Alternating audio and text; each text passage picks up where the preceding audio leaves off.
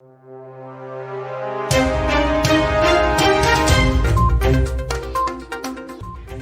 to VARINDIA News Hour. Operation Ganga to evacuate hundreds of students stranded in war-torn Ukraine. India had launched an operation to bring home hundreds of students stuck in war-torn Ukraine under the name Operation Ganga. Let us find out more about this challenging operation. As Ukraine closed its airspace for civilian flights after Russia began its invasion, about 16,000 strong Indian diaspora, mostly students, were left stranded in the war-torn country. As students made appeals for evacuation from bomb shelters, New Delhi launched a multi-pronged evacuation plan named Operation Ganga to bring home its citizens. Accordingly, Indian missions in Poland, Romania, Slovakia and Hungary have been making arrangements to receive Indian nationals from Ukraine and fly them out of their respective countries under Operation Ganga flights. The cost will be borne by the centre. The government announced that 4 union ministers will travel to Ukraine's neighbouring countries to coordinate the evacuation. Petroleum Minister Hardeep Puri would go to Hungary, Aviation Minister Jyotiraditya Scindia to Romania and Moldova, Law Minister Kiren Rijiju to Slovakia and Minister of State for Civil Aviation VK Singh to Poland. The government also created a dedicated Twitter account named OP Ganga Helpline to assist in the evacuation by sharing important advisories and instructions. At the same time, the Union Health Ministry has revised the mandatory international travel guidelines for all Indians being evacuated from Ukraine, allowing them to board flights without a negative RT-PCR report or vaccination certificate. The travel guidelines have been revised on humanitarian grounds.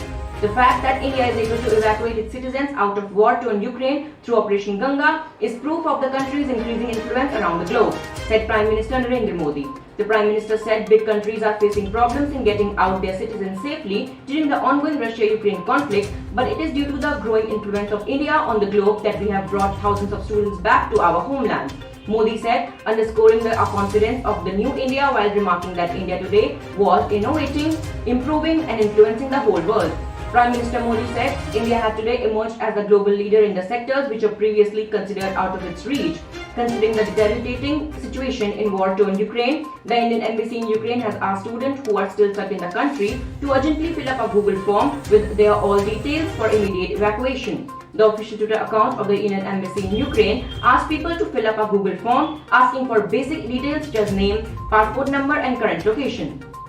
Let's look into today's headlines in VAR India. China raises its defense budget to $230 million. China hiked its annual defense budget by 7.1% to $230 billion from last year's $209 billion. China's defense budget is over 3 times that of India's defense budget of 5.25 lakh crore or about $70 billion for 2022. China's hike in defense spending comes amid the People's Liberation Army's growing incidents of muscle flexing in the strategic Indo-Pacific region. Besides the defense budget, China has a separate internal security budget which often surpasses the defense spending. Russian banks to switch to China's UnionPay system. As Sberbank, Russia's biggest lender along with Alfa Bank and Tinkoff, would soon start issuing cards using the Chinese UnionPay card operator system coupled with Russia's Mir network. This comes after Visa and MasterCard suspended their operations in Russia owing to Russia's invasion of Ukraine. Payments company PayPal also suspended its operation in Russia.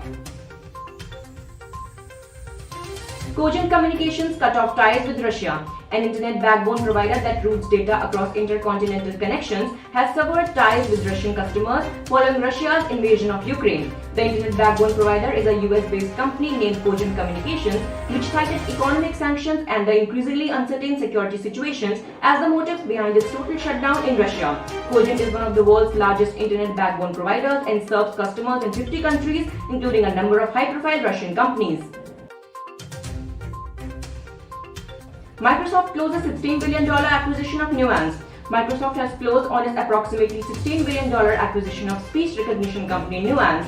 Nuance's artificial intelligence technology helped power Apple's Siri digital voice assistant upon its release on iPhones more than a decade ago. The deal was announced last year but faced a knock in December when British antitrust regulators said they were opening an investigation into whether it could result in a substantial lessening of competition in the UK market, later announcing the clearance of the deal.